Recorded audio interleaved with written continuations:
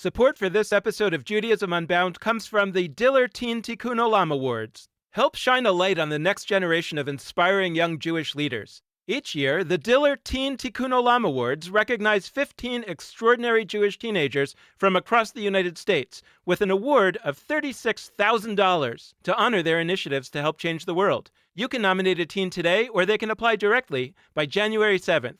Visit www.dillerteenawards.org/unbound to learn more. That's www.dillerteenawards.org/unbound. This is Judaism Unbound, episode 303. Bris means covenant, not circumcision.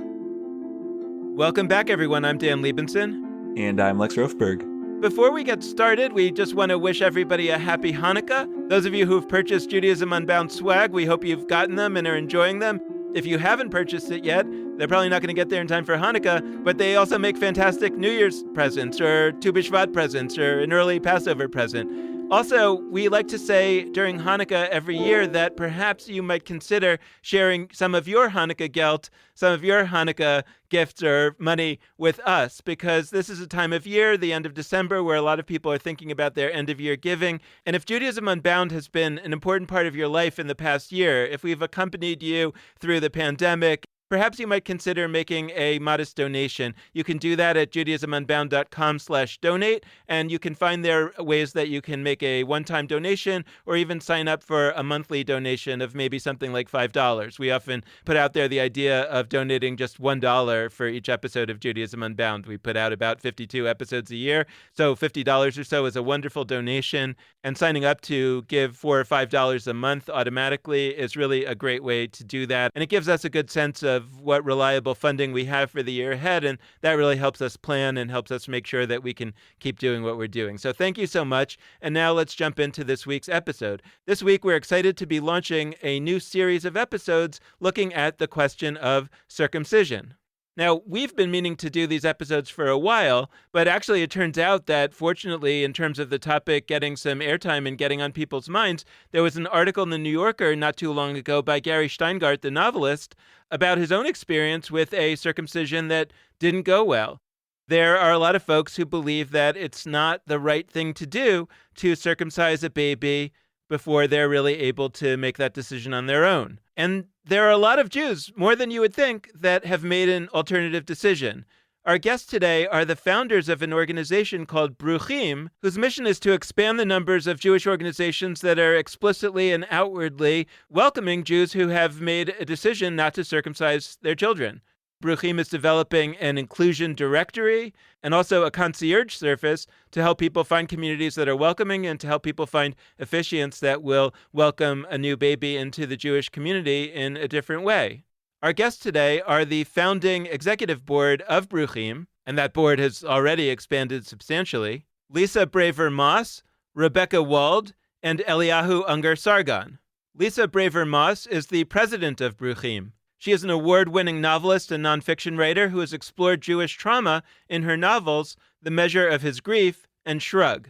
She published an article called A Painful Case in Tikkun magazine in 1990, and it was one of the first long-form pieces to challenge the circumcision tradition from a Jewish perspective. Since then, she has written and lectured extensively on being both an active, engaged Jew and a vocal circumcision critic.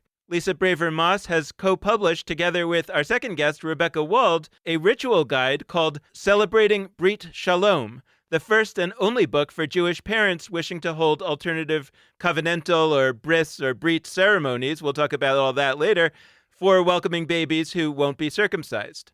Rebecca Wald is the executive director of Bruchim. She is a lawyer by training who has worked as an attorney, a legal news reporter, and a media strategist. And in 2010, she launched Beyond the Bris, a Jewish Voices website for those who question circumcision. And our third guest, the third member of the founding group, now a board member of Bruchim, is Eliyahu Unger-Sargon. He is a filmmaker with degrees from the School of the Art Institute of Chicago, and his first feature film was called Cut, Slicing Through the Myths of Circumcision. Eliyahu Unger-Sargon has also produced a feature-length documentary called A People Without a Land, and he is the co-host of the 4 Cubits podcast. Lisa Braver-Moss, Rebecca Wald, Eliyahu Ungar-Sargon. Welcome to Judaism Unbound. It's so great to have you. Thank you so much. Thanks, Dan. It's a pleasure to be sharing these rarefied airwaves with you. Well, Ellie, actually, I want to start with a comment about our history together, but actually want to direct my question to Lisa. But I was first introduced to this whole topic about 15 years ago. I was a new Hillel director, and we were trying to do something that would be kind of unexpected to say there's a new sheriff in town, there's new interesting things going on here. And one of my staff members was friends with you and said, I have a friend who's just finished a film and it's about circumcision, but it's kind of against it. And I was like, that sounds good. So let's do that. So, and I learned a lot in those early days about a topic that I not really thought very much about. But Lisa, I wanted to ask you, and doing some research here, I saw that as early as 1990. I mean, the story that I'm talking about is 2007, I think. As early as 1990, you had already written an article in Tikkun about this topic, and I'm wondering if things were happening even earlier than that. So can you give us a little bit of the history of this whole movement? I don't know if that's the right word, or this whole rethinking of the role of circumcision in Judaism? Yes, thank you so much, Dan, and I'm just delighted to be here. I have two grown sons. They were both born in the late 1980s, so that was when it was really on my mind. They're both circumcised, which I agreed to reluctantly. I'd always had qualms about circumcision, but I think I looked upon it as something almost transactional, the price of Jewish belonging. And also, as it turned out, the price of not having a major conflict with my husband. So this is not quite the covenant that Genesis 17 describes. But anyway, I've learned a lot since then. And the more I've learned, the more convinced I am that circumcision is at best unnecessary and at worst quite harmful. It was not a positive or affirming way for me to enter into this daunting territory of motherhood. You know, traditions are meant to bring us together, but I didn't feel more Jewish because of circumcising my sons. I didn't have the consolation that, oh, this is God's will, because I didn't believe it was God's will for me to circumcise, and I don't believe it was God's will for me to circumcise. I certainly didn't circumcise with the required kavanah, with spiritual intent, and I somehow couldn't let it all go, and began to immerse myself in the halakha about circumcision so that I could write about it. I think that was my way of insisting that my experience was and should be part of the Jewish conversation. I wanted to be included in today's parlance. So I began looking for arguments against circumcision that were consistent with Jewish law and Jewish thought. And interestingly, it was through this process that I started becoming much more engaged in Jewish life. I studied for an adult bat mitzvah. I began having Shabbat gatherings. I began to really feel part of the community. And by the way, my husband has come to agree with me now about circumcision, and we have a new baby boy in the family, our first grandchild. And my son and daughter-in-law decided to welcome him with a Brit Shalom ceremony instead of circumcising. And for anybody that doesn't know, Brit Shalom means covenant of peace, and it's a ceremony specifically designed for non-circumcising Jewish families.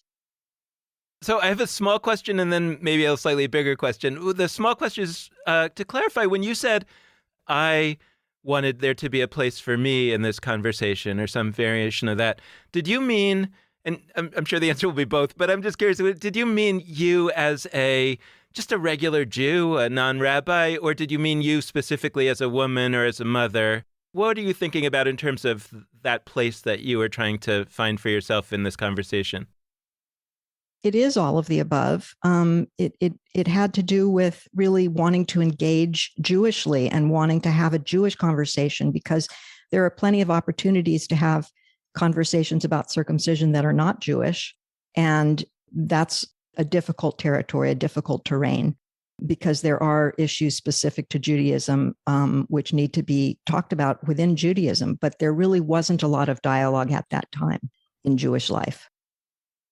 It just strikes me that B'nai Lappi has famously said, I think on this show, but maybe in other conversations that she's had, that if you're drawing your paycheck from what she calls option 1, which is the old way, then you're not going to go option 3, which is what she talks about as a profoundly new way. And it just strikes me that this is a great example of a topic that you can imagine that there are going to be male rabbis out there, and I know there are already, but that there would be that would say, hey, I don't know that this is really something that we need to do. But so much of what you described, I mean, it's the way that I felt when we were having the circumcision for my son. It wasn't that I had this strong objection. It was kind of like, well, that didn't feel beautiful. And my wife was exactly the same as you described it. It was a horrible experience, in the sense of just feeling empathetic and terrible. And so you kind of think like part of the way that this hasn't really been analyzed in a deep way is because the people who are feeling bad about it are kind of not at the table to have the conversation. So That's can you right. just say a little bit more about what you did in those early days and how you dug into it and what you found? Yeah, I dug into it at the Jewish Community Library in San Francisco, where I became a regular, and I used to go in there and look at the responsa literature, look at the halacha. I had questions about causing pain to living creatures. I had questions about even welcoming the stranger, which is in the Holiness Code. It's mentioned, I think, 36 times in the Torah, welcoming the stranger. There's a way in which the baby is kind of a stranger. We don't know the baby yet. And I kind of wanted to explore that. And so I put all of these ideas together into an article for Tikkun magazine. And that's how I started. And then I began speaking about it and so on. But that's how I started. I wanted to articulate arguments, as I was saying before, about that were consistent with Jewish thought and Jewish law. I really wanted to not be able to be dismissed as overly emotional, or this is a mother who's unhappy, or anything like that. Getting the tone right was a big undertaking for me. I learned a lot. Yeah. I think in this conversation, we're going to have a healthy amount of jumping between some of the ways that this issue has been confronted or approached in the recent past. I mean, I really appreciate hearing you talk about this in the late 80s. But for Eliyahu and Rebecca, I mean, I'm curious to hear your entry into this covenantal conversation, this rethinking of our covenantal rituals. And in particular, I want to jump to the present in the way that I think we might go back and forth throughout this conversation. I want to jump to it because there's a new project that the three of you have co-founded called Bruchim, which is a cool name, and I'm not going to define it. I'm going to let you define it in English for our listeners. But you're creating a project together, and it's not just the three of you. There's actually many others. You've already got quite a team pulled together. And I'm curious to hear, clearly there were a set of steps between Lisa's stories that she just described. I love, by the way, that for you, confronting the problems that arose for you around circumcision actually was an entryway into Jewish experience, which is not how people tend to talk about it. But there were clearly some steps between that and, it's 2021, there's a new organization that's coming together. Eliyahu and Rebecca, what happened next, and how are we doing now in terms of creating an organization whose purpose is to take Lisa's origin story and sort of channel it out and help other people see themselves in it? My dad is a retired psychiatrist, and throughout his working years, he practiced a therapy that came out of the work of a Jewish physician and psychiatrist named Wilhelm Reich. And he was among the first to recognize that how we're treated as infants and young children has a lasting impact on us throughout our lives. Reich advocated for newborns to be treated with kindness, and he spoke quite passionately against infant circumcision. So, my personal story is that I was first introduced to the idea that circumcision wasn't such a good thing to do to a child from the books in my dad's office. And, not long after my first child was born, I really felt compelled to bring this issue to the Jewish community. It felt wrong for me to quietly opt out and then do nothing to educate other Jewish people about what I perceived to be the harm. And I think I also really thought about what the Jewish future might look like when my son was grown, when he was a man with his own Jewish children who might well not be circumcised. So I felt a yearning to play a role in shaping that future. And I was also very curious to connect with other young Jewish parents who also weren't circumcising. So in 2005, around the time that blogs were really starting to take off and get popular, I started a blog called Beyond the Bris. And that's really how things got rolling for me. And I've been very fortunate to be able to have a diverse group of writers to share their perspectives. And in fact, that's how Lisa and I first connected, was through Beyond the Bris. She had written her novel, The Measure of His Grief, and asked if I would be interested in reviewing that. And I did that back in 2011. And that's how we connected. And that's the beginning of the story of how we started working together. Yeah, my approach to this issue comes from a slightly different place. I come from an Orthodox background, and for me, circumcision is one of those issues that really encapsulates that situation where I think secular humanist ethics come into conflict with the Jewish tradition, come head on into the Jewish tradition. And so it was the subject of my first feature-length documentary when I graduated art school. Dan decided to have the world premiere at his University of Chicago Hillel, and I cherish those memories. But for me, this kind of perspective on it, coming from an Orthodox background, being actually very committed to my Jewish identity and to Jewish values, but also, you know, sort of really happy to engage in that struggle in those points of friction. That's kind of where I was coming at this issue from. And I met Rebecca and Lisa, I think for the first time in 2011. I think they came to my San Francisco screening and they were on the panel, and we got along famously. And what happened from my perspective in sort of my biography, my journey through this issue is, you know, the intactivist is a portmanteau in intact and activist, and that's what anti-circumcision activists like to call themselves. It's kind of a positive rebranding. The intactivist world embraced me at first, and I made lots of great friends, and some of those relationships remain to this day. But I do have to say that in about the sort of 2015 to 2018 timeframe, there was a bit of a shift. And, you know, there was some much more vocal anti-Semitism that was going on in some intactivist circles, and that was being tolerated, and the movement leaders were not being disciplined about it. And I spoke out about it, of course, because that's me. And, you know, fast forward to the founding of Bruchim, and I was in a place where I was very alienated from the intactivist movement and was looking for a place both to talk about this issue in a way that I didn't feel was polluted by bigotry. It wasn't just anti-Semitism that was being tolerated. There was also sort of racism and sexism and homophobia. And I wanted a specifically Jewish place to talk about this stuff. And so when over the pandemic, Lisa and Rebecca approached me and said, we have this idea for an organization, and what we want to do is actually pivot away from talking about the ethics of circumcision and towards talking about including families who have already made this decision.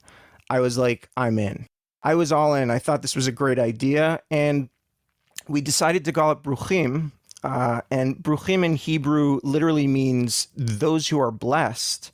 But it is also part of the Hebrew phrase Bruchim Habaim, which means welcome in Hebrew. And so we thought that was a good name, and that's our name, Bruchim. That's awesome. Okay, so I didn't make the connection to Bruchim Habaim. That's very, very cool. I really want to sit with something that's come up in a few different ways, not just with circumcision, but with a lot of Jewish stuff, to use a not particularly fancy word. There's a notion that on this podcast, I think we try to combat in a bunch of ways. There's this notion that, Judaism is made up of a set of rituals and texts and whatever. And so with circumcision, say, like, circumcision is, maybe in quotes, like, the Jewish thing, such that if you don't like that thing, then you don't like a Jewish thing, or you don't like Judaism. Especially if circumcision is tied to being sort of the core defining marker of Judaism, which some people might do and others might not. But like, I approach every Jewish ritual, every Jewish text, every Jewish everything differently, which is to say, I actually don't think that to oppose a particular Jewish text or a particular Jewish ritual is like un-Jewish. I think to oppose a particular Jewish text or ritual is extremely Jewish. Like the thing that wouldn't be Jewish is if you're just not relating to it at all. And so I think it's actually not surprising in the least that for each of you in different ways, wrestling with circumcision has skyrocketed your involvement in Jewish projects and even made you co-founders of a Jewish organization, Ruchim. And so I'm curious to hear a little more from you about that. Not because I think our listeners out there don't get it. I actually think our listeners do get it. But I want them to be able to see themselves in the story of, having a problem with a Jewish story actually is a Jewish feeling to have. I think that there's a commonly held belief that infant circumcision, because it's the one thing that virtually all Jews still do, it's what's holding us together as a people. I think that this is a logical fallacy. What follows is sort of this incorrect assumption that if a large enough segment of our population stops circumcising, we are essentially going to lose our peoplehood. And if you're somebody who believes this, then I think the idea of not circumcising becomes incredibly threatening. I'd like people who've been thinking along these lines to consider that circumcision may not, in fact, be the one thing that's holding us together. That for many of us, it's just something we do, something that's been part of our culture and our tradition, and that the Jewish people may very well be just fine, maybe even better when some of us stop. For a great many Jewish people, circumcision is actually preventing us from engaging more deeply as Jews. And there are a lot of ways that this can happen, but I'd like to mention one in particular, which is that for the very religious who believe this is a divine mitzvah and do this as an act of faith, Brit Milah is the beginning. It's the starting point of their child's religious life. But, for many other Jews, infant circumcision isn't the starting point. It's really the end. So if parents have a circumcision, either as part of a bris or in the hospital, a box gets checked in a single morning and the family sort of quickly moves on, and parents can feel good about themselves and say, I've done my duty as a good Jewish parent. And of course, since infant circumcision also happens to be in line with the American Christian majority, then it's all quite good from any social or religious angle. And in this situation, which probably applies to many American Jews, I think that circumcision can be holding us back from engaging more deeply with Jewish practice. And there's sort of another aspect to this, which is in a slightly different domain. For those who aren't very engaged, circumcision can very much feel like the be all and end all of Jewish identity, because, in many cases, it's the only thing. Rebecca, Lisa, and I have all been having conversations around circumcision for a long time. We're kind of veterans of this conversation. And, you get to see certain patterns emerge. And, in the Orthodox world, where I've had a lot of conversations, you get a sort of two kinds of approaches. One is the kind of kiruv approach. Kiruv is this kind of Orthodox concept of we don't want people kind of falling into secular identity. So we need to do things to persuade them to come back into the fold. So that's one approach. And the other approach is the sort of package deal, which is like a more angry approach, which is like Jewish law and Jewish observance is a package deal. You either take it all or you should leave it all. Those are, in the Orthodox world, that's kind of the way the responses vacillate back and forth. I think these are both terribly awful, horrendous ways of reacting to people who are critical of circumcision. But what we've found in our, we have these monthly Zoom meetings that started during the pandemic and they've been continuing and they've been growing over time, which is also fascinating. What we found is that there are lots of Jews who are alienated from their Jewish identities and from Jewish communities because of how they feel about circumcision.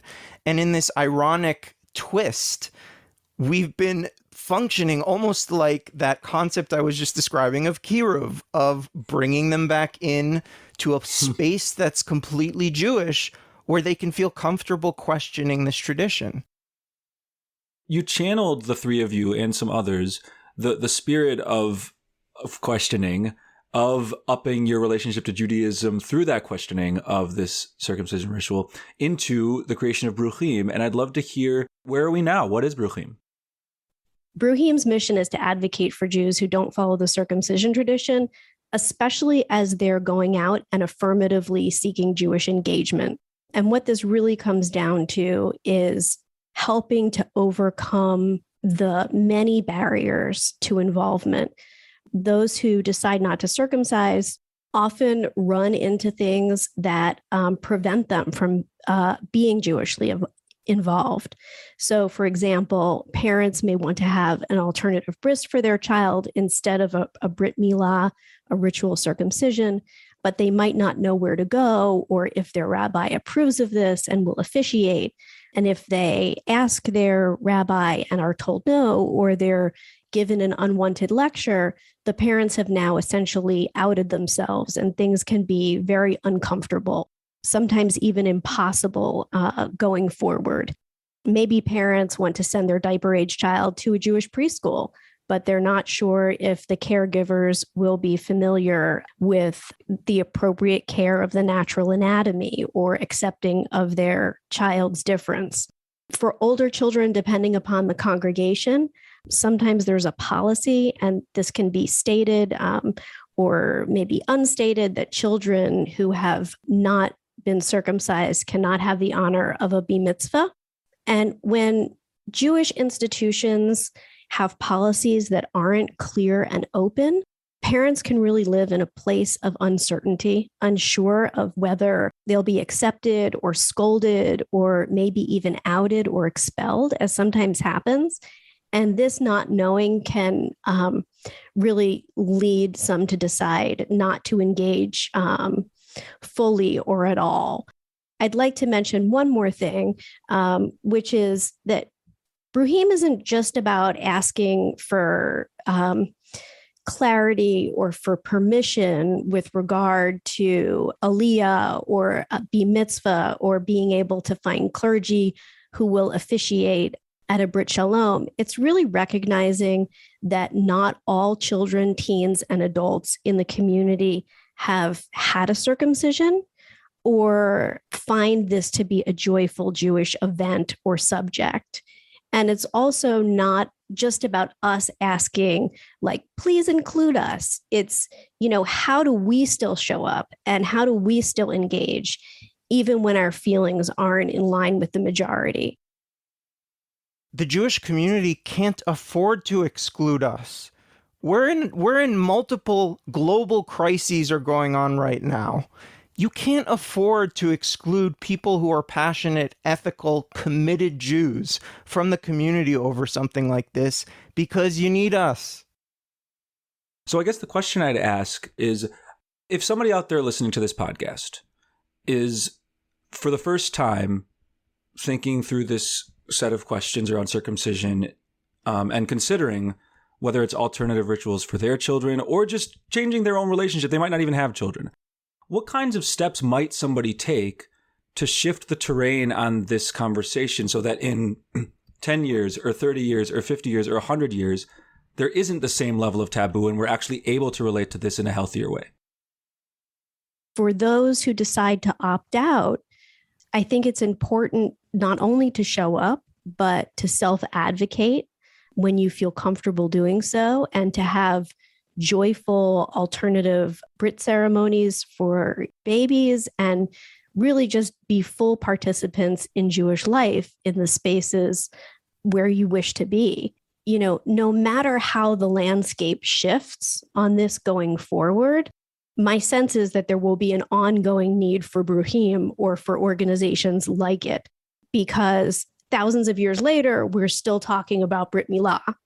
And my hope is that thousands of years from now, we'll still be talking about Brit Shalom. I think a lot of people don't know that being an arel in Jewish law, arel is a Hebrew word. It's a technical term in Jewish law that means foreskinned or uncircumcised or intact. And I think a lot of people feel like, they have this misconception that if you are not a circumcised Jew, if you're a male who's uncircumcised, there's all sorts of things you can't do. It's just not true. It's just absolutely categorically untrue.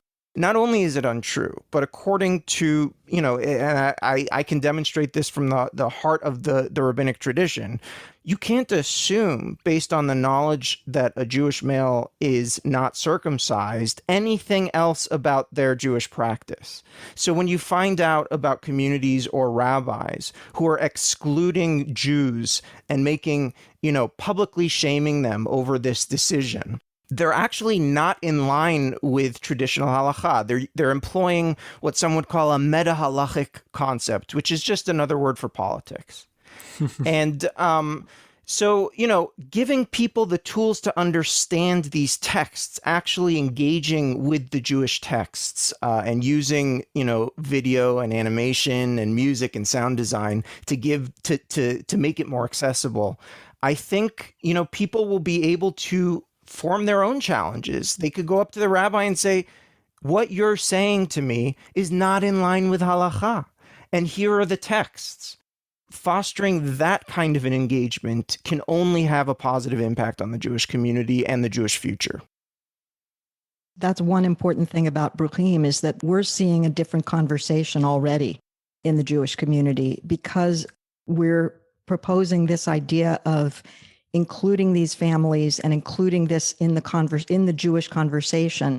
It has shifted, and we notice this in the press and in the interviews that we've done, that somehow this is making it easier to talk about, and that certainly is what will make more people think about this as an option. I'm still not sure, how to fully embed certain things in the consciousness of American Jews. For example, there's so many people who go around and say, well, I'm kind of Jewish, but I was never bar mitzvahed, so I'm not really Jewish, or something like that, right? People have this concept that the bar mitzvah is somehow something that it's more than a coming of age ceremony that marks a transition. They think it is the transition, and that if you don't have one, then you've never actually made that transition and you're not, quote, a real Jew. Now, a lot of people know that that's wrong. What we learned from one of our interviews on the podcast was that the bar mitzvah actually comes from demand from regular Jews who actually wanted something that was more analogous to what they saw in America around them, like a Sweet 16. Not the bar mitzvah as a concept, but the bar mitzvah as we know it, as a major ceremony in synagogue where you have to read the Torah and you do these things. And yeah, there was, in the old days, there would be just like a little, you would come up to the Torah, say a blessing and have some schnapps, and that was it.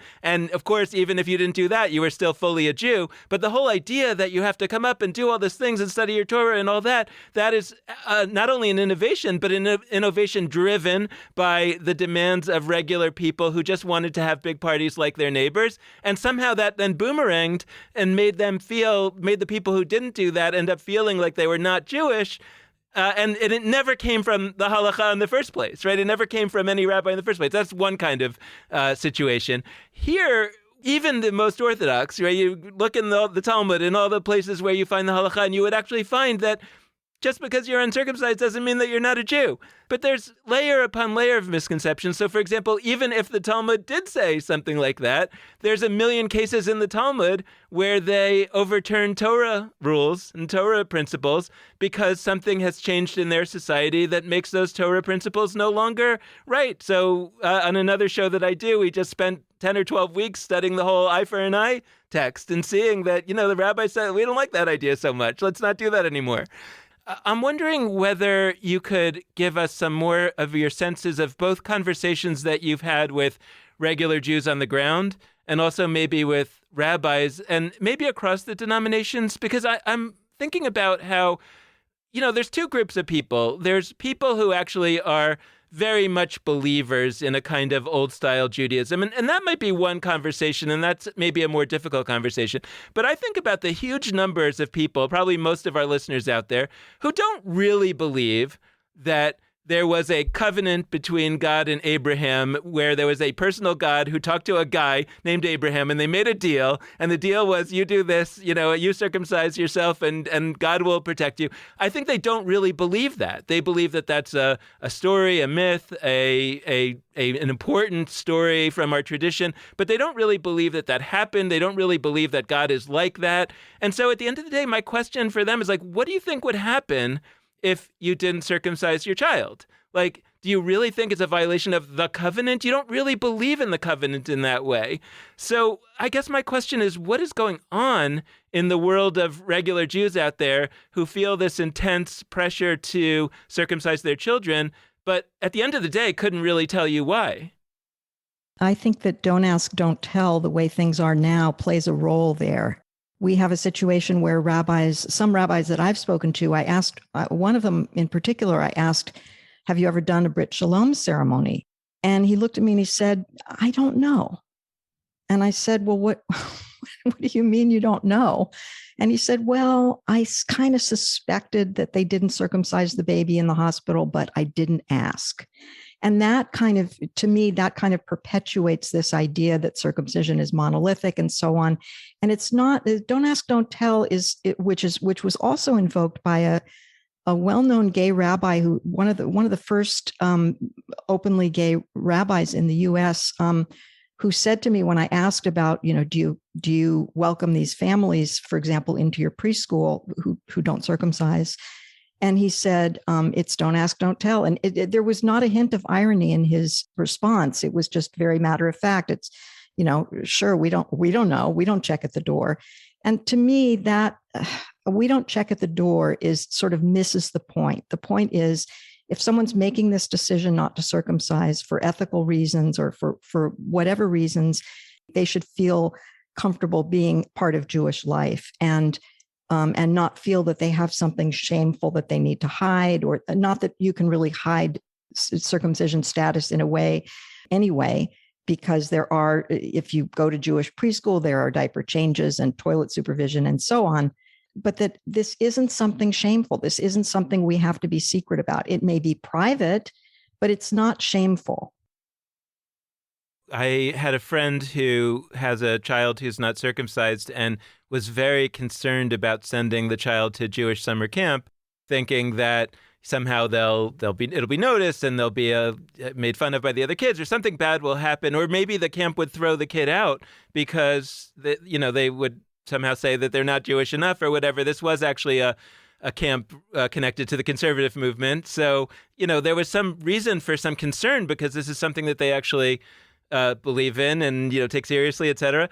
At the end of the day, when they called the camp said, yeah, no problem. We don't check. These are young kids. They tend not to be noticing very much anyway. And nowadays, kids tend to be much more private. So we have shower stalls with doors on them and everything. So, it's kind of like, what I think is sort of connected to what you're saying, Lisa, it's like they actually were very cool about it, but because it wasn't like really publicized, it didn't really fully have the effect that even they were trying to have because people made a bunch of assumptions. Now, it's a question about like how, if you, for example, are the conservative movement and you do believe that circumcision is an important Jewish law, like how do you both be welcoming and be really have it really clear out there that people can participate and fully, and if they're not circumcised, but at the same time sort of not diminish the idea that you still believe that this is an important part of Judaism?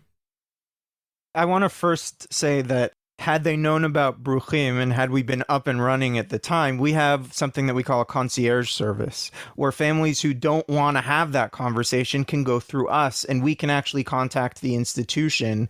And in that way, we can serve those families. And also coming That's from amazing. And just I'm noting to listeners that we're going to have a link to that in the show notes and use it if you need it. Yeah. So our concierge service, I also wanted to just quickly talk about my sense of where things are right now. So we're having, like I said, these monthly Zoom meetings that keep growing, and we keep hearing more and more stories, some of which are very disturbing, actually, much more disturbing than the story that Dan just related, people being publicly shamed and, 12 years later, a sibling of a boy who wasn't circumcised being punished by not being allowed to have a bat mitzvah in a synagogue, really kind of out there things. You'll be hearing more of those stories from us as time goes on, because I think we feel very strongly that people need to hear about these things, because it's, there's a level at which, and this is true of many taboo subjects, but it's like, well, what's the problem? There's no problem. It's not a problem. And there are problems. Trust me, and you'll be hearing more about them. On the rabbinic level, I'm seeing the same thing that I've seen ever since I started talking about this, which is people don't want to touch this issue with a 10-foot pole. And they're making a very, what seems to me obvious kind of political calculation that there's no upside to them engaging with this issue publicly, and there's a whole lot of potential downsides. And I've been seeing that consistently. I've actually written about how that happened in the 19th century in the Reform movement, right? There was a minute where there was this group called the Friends of the Reform, and there was kind of some momentum against circumcision. And because the Reform movement was questioning all sorts of other things, this group tried to get them to question circumcision too, and they ended up failing ultimately. And the kind of status quo of, let's not talk about this.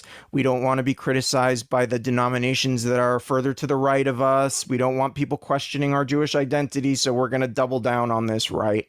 And I still, sadly, I'm still seeing that. Now, we at Bruchim feel that the more successful we are at, shining a spotlight on this issue and talking about it publicly and without shame, we're hoping to put some pressure on rabbis.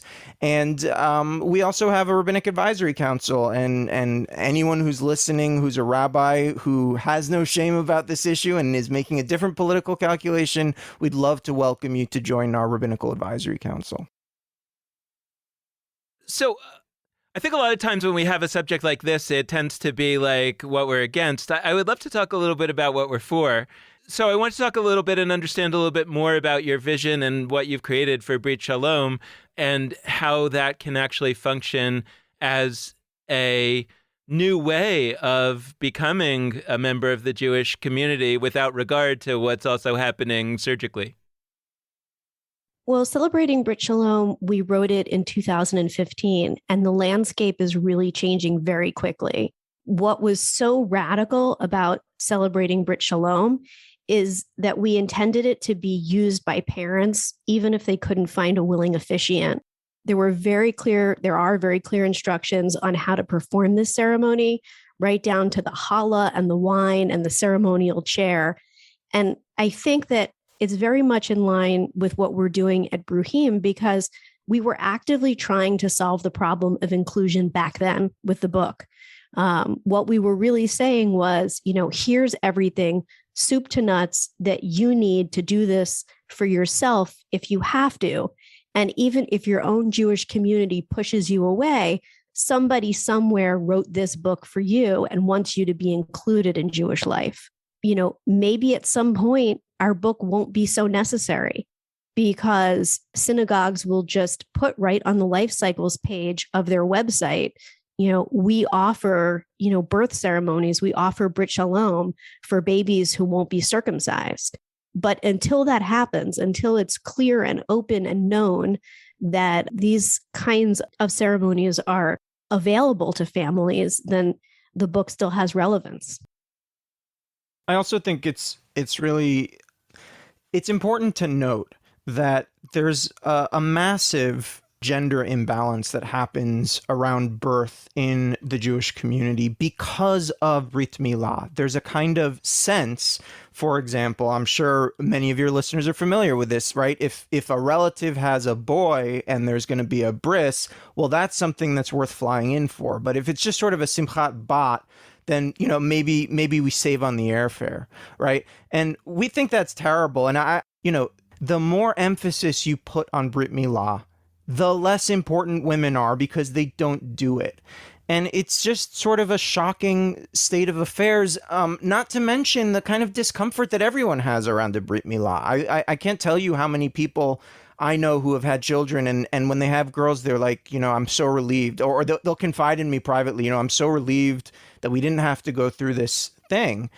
And what Lisa and Rebecca have crafted in their book with their ceremonies, and it's a beautiful, beautiful series of ceremonies, is an alternative where you can say, we don't have to have that discomfort, and we don't have to privilege male births over female births. So I do want to jump in and first off, I totally hear you on that, Eliyahu, and I think it's such an important point. I do want to name that there, of course, are some women who have had Brit Milah because they're trans women, and there are also trans men who haven't. I mean, part of what is making, I think, this issue come back into some conversations are the ways in which not only is it problematic in terms of how it has historically marginalized women, it's also problematic for all the reasons that like gender reveal parties say are problematic, in that they assume an eternal gender of a child that is, whatever they're assigned at birth. And so many people don't identify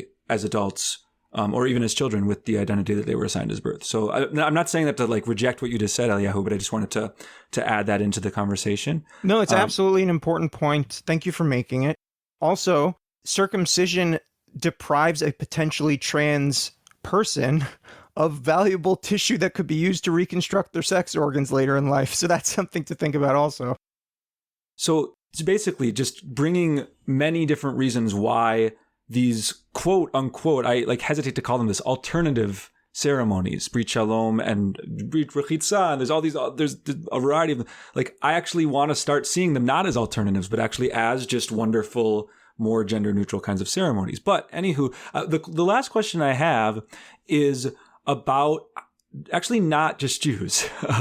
My last question, because so often we look at Jewish history and we think everything is about what Jews or rabbis or whatever have decided to do.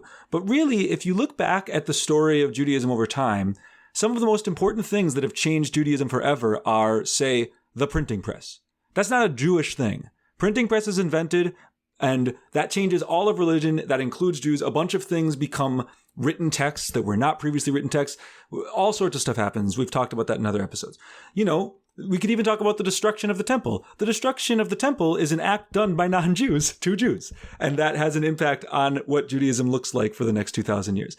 And the reason I say all of that is that I believe, I can't prove this, I believe that the forces in the world that will have the biggest impact on this issue, on Brit Milah, on circumcision, are actually not internal Jewish conversations about what is taboo and what isn't, but how broader society relates to circumcision across whatever religious background or non-religious background people have.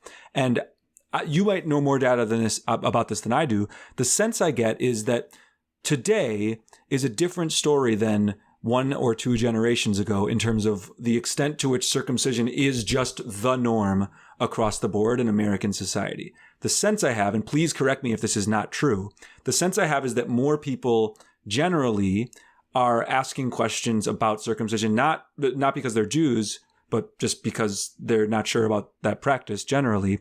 And that there might be trajectories whereby, like, everybody starts circumcising less. And it turns out Jews are kind of part of everybody. So Jews might start circumcising less. And so I was curious to hear from you on that front. Is that right? Are there ways in which this conversation outside of just the Jewish world is shifting in ways that might have an impact on the future of Judaism? I think it's absolutely right. I think that circumcision is falling out of favor in the United States in particular. And there's an often quoted sentiment about the U.S. Supreme Court, and I think it sort of applies to this, which is that courts are not influenced by the weather of the day, but they're influenced by the climate of the era. And this also applies to the court of public opinion. The climate has certainly changed and is changing around the importance of preventing trauma during infancy. And I think the shift away from circumcision certainly has something to do with that, around the concept of self-determination. And the climate is changing because of the ongoing advancement in human understanding of ourselves and our bodies. So Jewish people in practice influence non-Jewish people in practice, and vice versa. Which is influencing more than the other remains to be seen. I do think that people look to Jewish people. The general non-Jewish population looks to the Jewish world to see where it's headed. And I think that it's important for the Jewish people to lead the way. So we are about to round out the conversation. I was just curious, as we do so, are there any particular closing notes you'd like to bring about Brit Milah, Brit Shalom, considerations for folks to bring into their thought process as they wrestle with this issue, maybe for the first time or for however long they've been thinking about this set of questions? What I would say is, our issues are with infant circumcision, right? If a person chooses to have this done as an adult, that's, as far as I'm concerned, beyond the scope of our concern. It's totally fine with me. I have absolutely no problem with an adult making this decision. And from a Jewish ritual perspective, I've made the argument that there might be benefit to that because the person would be consciously engaging in a mitzvah as opposed to having something done to them at an age where they're not fully aware of what's happening. And I think that's an important, it's just an important kind of point to make, because there are situations that arise around circumcision that have to do with adults. And, you could talk about circumcision for converts. I find that much less problematic, to be honest with you. Like, to me, it's a completely different ethical situation. If you decide as a denomination to say to someone, you want to join us as an adult, then you have to make this sacrifice of a part of your body. Like, would I make that decision? No, but like, I'm not super offended by that. Ethically, my sensibilities aren't pricked in the same way as thinking about doing this to an infant. Thanks so much to all three of you for joining us. This has been a fantastic conversation. And, when I think back on the purpose of our podcast and the kinds of topics we hope to open up and just sort of get people's thoughts rolling, this is precisely the kind of conversation that we started up to create. So thanks for bringing a provocative, but really, I think, important and thoughtful conversation to our podcast. It's been an absolute pleasure to be here. Thank you so much for having us. We are all listeners of the show, and the work that you're doing on Judaism Unbound is extremely important. So we feel very honored to have had this opportunity. Thank you. We can't wait to hear your next episodes. We are thrilled to hear that you can't wait for our next episode. Same here. We also can't wait for our next episodes. They're going to be very, very good. We hope that you'll listen next week to the second part of our deep dive into the topic of alternatives to circumcision. We've got another episode on this topic coming up. It is just as thoughtful as this one. We can't wait for you to hear it. And before we go to the different ways you can be in touch with us, head to Bruchim's website. You can Google Bruchim, Bruchim. That'll get you there. You can also head to bruchim.online. That's bruchim.online, the whole word.